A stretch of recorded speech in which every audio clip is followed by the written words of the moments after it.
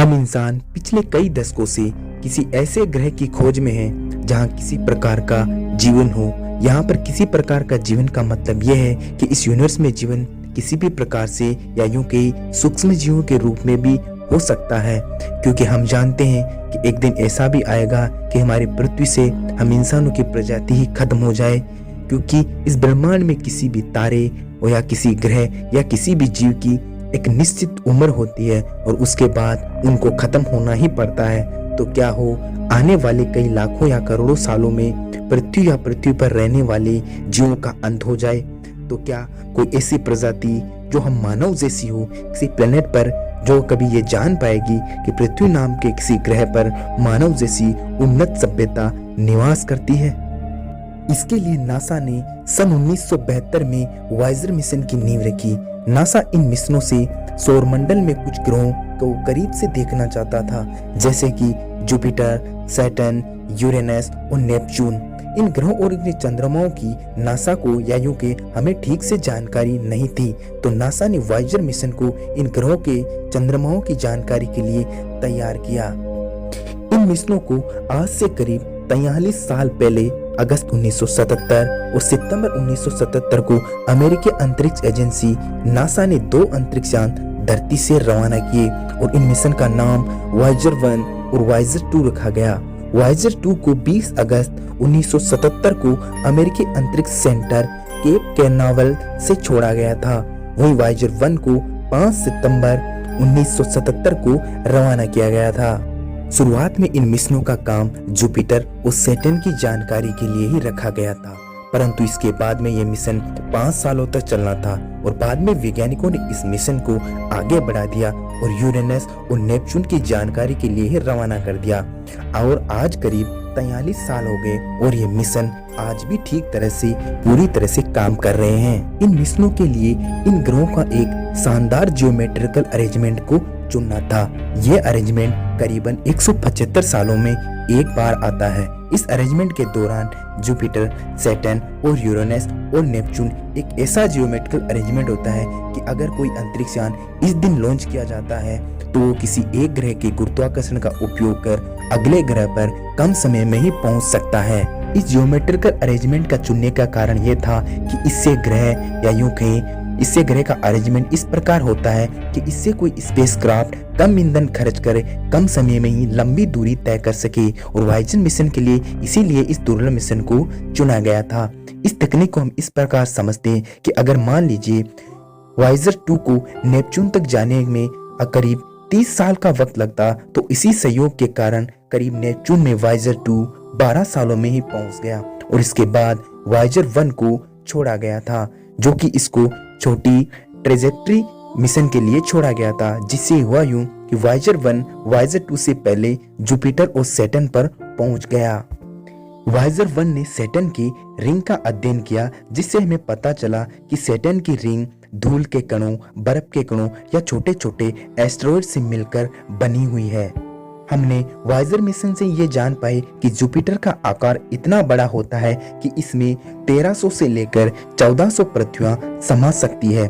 Visor mission में हमको Saturn के बारे में यह भी पता चला कि यह ग्रह हाइड्रोजन और हीलियम से बना एक ठंडा ग्रह है। यहाँ पर करीब हवाएं 1100 मील पर हॉर्स की आंधियां की रफ्तार से चलती है।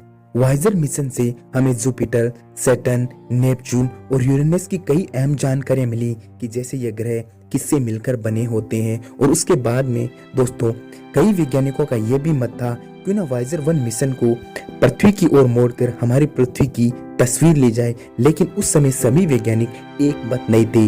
लेकिन वहां पर उपस्थित कार्ल सगन, जो कि बहुत ही एक सीनियर वैज्ञानिक थे, उनके कहने पर 14 फरवरी 1990 को वाइजर 1 के कैमरे पृथ्वी की ओर मोड़े गए और हमारे पृथ्वी की एक फोटो ली गई। यह फोटो करीब 6 बिलियन किलोमीटर दूर से ली गई थी। इस फोटो को पेल ब्लू डॉट भी कहा गया था। ये हमारी पृथ्वी की बहुत ही सुंदर फोटो है और ये फोटो देखकर वहां उपस्थित सभी वैज्ञानिक बहुत ही भावुक हो गए और कार्ल सगन ने तो यहाँ तक कह दिया था कि ये हमारा सुंदर घर है जहाँ हम इंसान रहते हैं, अच्छे, बुरे, भ्रष्टाचारी और ईमानदारी, हम सभी लोग यहीं पर रहते हैं। और उन्होंने वर्ल्ड वॉर को याद करते हुए कहा, ये वही सुंदर ग्रह है जिस पर अपनों ने अपनों का खून बहाया। दोस्तों, इस फोटो को देखकर हमें एक चीज का अंदाजा हो गया कि हमारे इस ब्रह्मांड में कोई औकात नहीं है। हमारी पृथ्वी इस अनंत ब्रह्मांड में मात्र एक रेत के कण से भी छोटी है। यकीन मानिए, अगर हम इंसान अपनी किसी गलती के कारण हमारी मानव प्रजाति या यहाँ पर जीवों सहित हमारी पृथ्वी को नुकसान पहुंचा लेते हैं, तो यकीन मानिए इस ब्रह्मांड में हमें बचाने वाला कोई नहीं है। हम दूर दूर तक इस ब्रह्मांड में अकेले निवास करते हैं, इस पृथ्वी के ऊपर।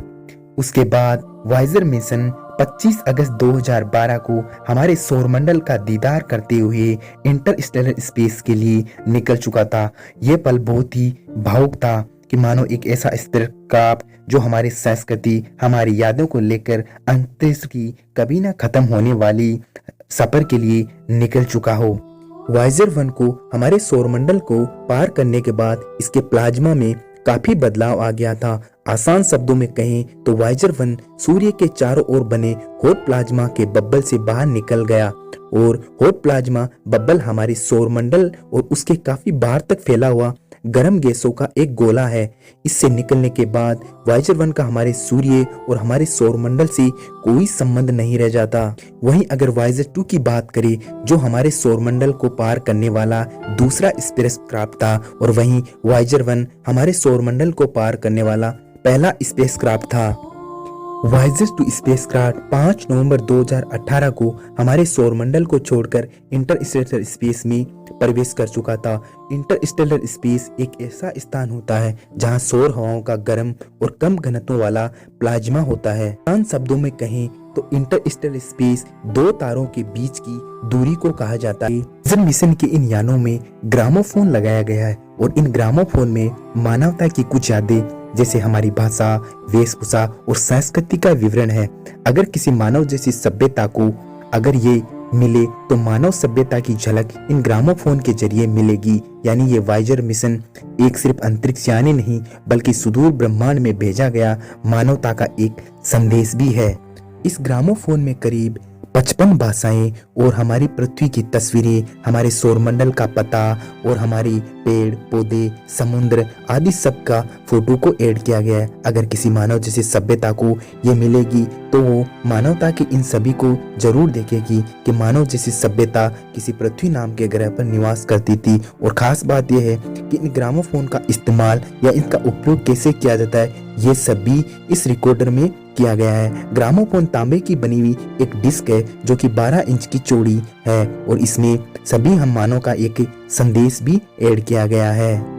दोस्तों, अब ये वाइजर 1 और वाइजर 2 हमसे बहुत दूर जा चुके हैं। वाइजर 1 हमसे करीब इतना दूर जा चुका है कि इससे अगर पृथ्वी पर संदेश आने में करीब 38 घंटे का समय लगता है। यानी वाइजर 1 करीब हमारी पृथ्वी से अभी 21 अरब किलोमीटर दूर है। अगर वहीं हम वाइजर 2 की बात करें तो वाइजर 2 से पृथ्वी पर संदेश आने में करीब 17 घंटे का समय लगता है और वो वाइजर 2 हमसे करीब 18 अरब किलोमीटर दूर है। अब ये वाइजर 1 मिशन बहुत ही लंबी यात्रा कर चुके हैं। इनकी ऊर्जा भी खत्म होती जा रही है। इनमें बचा हुआ ईंधन कुछ ही वर्षों तक हमारा साथ देगा। उसके बाद ये यान हमसे संपर्क तोड़ के ब्रह्मांड की अनंत यात्रा की ओर निकल जाएगा। इन दोनों यानों की खास बात यह है कि ये यान ईंधन खत्म होने के बाद भी कई हजारों सालों तक ऐसे ही अनंत ब्रह्मांड में विचरण करता रहेगा। अगर कोई वस्तु इनसे टकरा ना जाए तब तक। दोस्तों, ये दोनों मिशन अलग अलग स्टार के लिए रवाना किए गए हैं और ये वाइजर मिशन भविष्य में कहाँ जाएंगे, इसके बारे में हम आने वाले वीडियो में चर्चा करेंगे। धन्यवाद।